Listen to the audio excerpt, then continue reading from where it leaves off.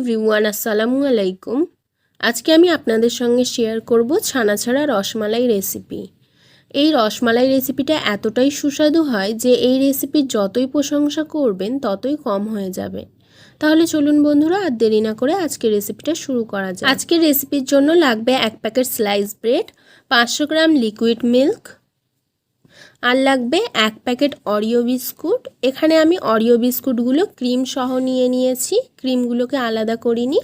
আর লাগবে saffron powder. এখানে আমি স্যাফরন পাউডার নিয়েছি 1/2 কাপ চিনি আর একটা এলাচ। এখানে ছোট ছোট করে টুকরো করে নিয়েছি 2 রকমের জেলি। এখানে রয়েছে রেড কালার আর গ্রিন কালারের জেলি, ডেকোরেশনের জন্য লাগবে রসমালাইটা। আর নিয়েছি একটি বাটির মধ্যে 1 কাপ চিনি আর 2টো এলাচ। এখানে আমি চিনি আর এলাচটাকে 2টো পাত্রে আলাদা করে নিয়েছি। এই চিনি আর এলাচটাকে আমি আলাদাভাবে ইউজ করব বলে 2টো পাত্রে আলাদা করে নিয়েছি। এখন মূল রেসিপির জন্য লিকুইড মিল্কটাকে একটি কড়ার মধ্যে ঢেলে নিচ্ছি। লিকুইড মিল্কটাকে ডিপ ফ্রিজে রাখার জন্য বরফ জমে গেছে। এই বরফ অবস্থাতেই আমি মিল্কটাকে কড়ার মধ্যে ঢেলে দিলাম। এখন আমি নিচ্ছি 2টো এলাচ। বাটির মধ্যে যে এলাচ 2টো ছিল ওটা নিয়ে আমি একটি নোড়ার সাহায্যে একটু ফাটিয়ে দুধের মধ্যে দিয়ে দিলাম। তারপরে একটি হাতার সাহায্যে একটু নেড়ে দিচ্ছি। এখন দুধটা ফুটে আসা পর্যন্ত অপেক্ষা করব। দুধটা ফুটে উঠেছে। এখন আমি গ্যাসের ফ্লেমটাকে লোতে করে দিচ্ছি। তারপরে একটি চামচের সাহায্যে দুধটাকে হালকা নেড়ে দিয়ে এর থেকে 2 চামচ মিল্ক আমি একটি বাটির মধ্যে তুলে নিচ্ছি। এখন আমি দুধের মধ্যে অ্যাড করে দেব পরিমাণ মতো চিনি। দেখুন বন্ধুরা, আমি এই বাটিটার মধ্যে 1 কাপ চিনি আগে থেকে মেপে রেখে দিয়েছিলাম, সেটাই অ্যাড করে দিলাম। আর অ্যাড করে দিচ্ছি অল্প একটু স্যাফরন পাউডার। তারপরে একটি চামচের সাহায্যে খুব ভালো করে স্যাফরন পাউডারটা মিল্কের সঙ্গে মিক্স করে নিচ্ছি। এখন গ্যাসের ফ্লেমটা হাইতে দিয়ে লিকুইড মিল্কটাকে জাল দিয়ে 3 ভাগের 1 ভাগ করে নেব।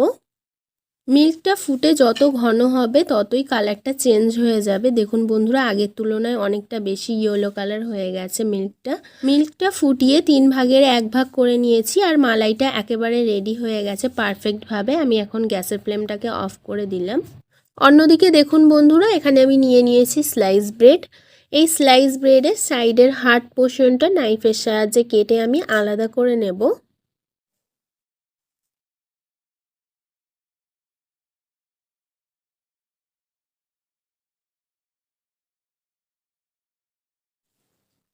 দেখুন বন্ধুরা, ব্রেডের সাইডের হার্ড পোর্শন আমি কেটে নাইফের সাহায্যে আলাদা করে নিয়েছি। সেম প্রসেসে আমি সমস্ত ব্রেডের হার্ড পোর্শন কেটে আলাদা করে নেব।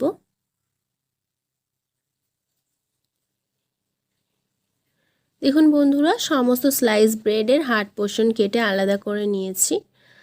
এখন আমি এই সাইডের হার্ড পোর্শনগুলোকে নাইফের সাহায্যে ছোট ছোট করে টুকরো করে নেব।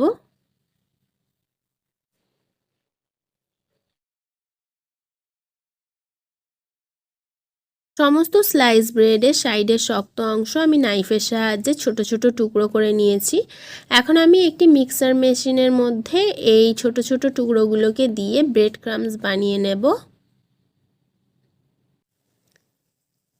দেখুন বন্ধুরা, ব্রেড ক্রাম্বস বানিয়ে নেওয়া হয়ে গেছে। এখন আমি এটাকে একটি বোলের মধ্যে ঢেলে নিচ্ছি। এখন আমি ওই একই মিক্সার গ্রাইন্ডারের মধ্যে দিয়ে দিচ্ছি 1/2 কাপ চিনি আর একটি এলাচ। এখন আমি এটাকেও পাউডার বানিয়ে নেব।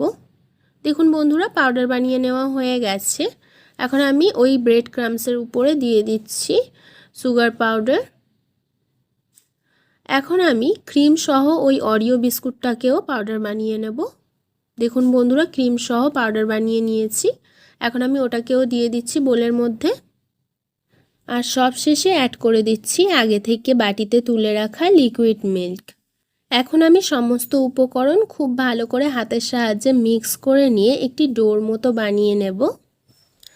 দেখুন বন্ধুরা, মিশ্রণটাকে আমি একটি বাটির মধ্যে তুলে নিয়েছি। এখন মিষ্টিগুলো বানিয়ে নেওয়ার পালা। তার জন্য আমি আগে থেকে যে স্লাইস ব্রেডগুলোকে রেডি করে রেখেছিলাম সেখান থেকে একটি ব্রেড নিয়ে এইভাবে জলের মধ্যে চুবিয়ে হাতের সাহায্যে চিপে চিপে জলটাকে আলাদা করে নিচ্ছি ব্রেড থেকে। দেখুন বন্ধুরা, হাতের সাহায্যে চেপে চেপে স্লাইস ব্রেড থেকে জলটাকে আলাদা করে নেওয়া হয়ে গেলে স্লাইস ব্রেডের ঠিক মাঝখান বরাবর একটি স্পুনের সাহায্যে আগে থেকে রেডি করে রাখা মিশ্রণটা দিয়ে দিলাম। তারপরে স্লাইস ব্রেডের 4টে কোণ এক জায়গায় করে খুব সুন্দর করে সিল করে দিলাম। তারপরে হাতের সাহায্যে এইভাবে গোল করে বলের মতো করে নিচ্ছি। দেখুন বন্ধুরা, একটি মিষ্টি খুব সুন্দর করে সিকিওর করে নেওয়া হয়ে গেছে। এখন আমি এটিকে প্লেটের মধ্যে নিয়ে নিচ্ছি। সেম প্রসেসে আমি সমস্ত মিষ্টি বানিয়ে নিয়েছি। এখন আমি এর উপর থেকে ঢেলে দেব আগে থেকে রেডি করে রাখা মালাই। দুধের মালাইটাকে নিয়ে দিয়ে দিচ্ছি সমস্ত মিষ্টির উপর থেকে।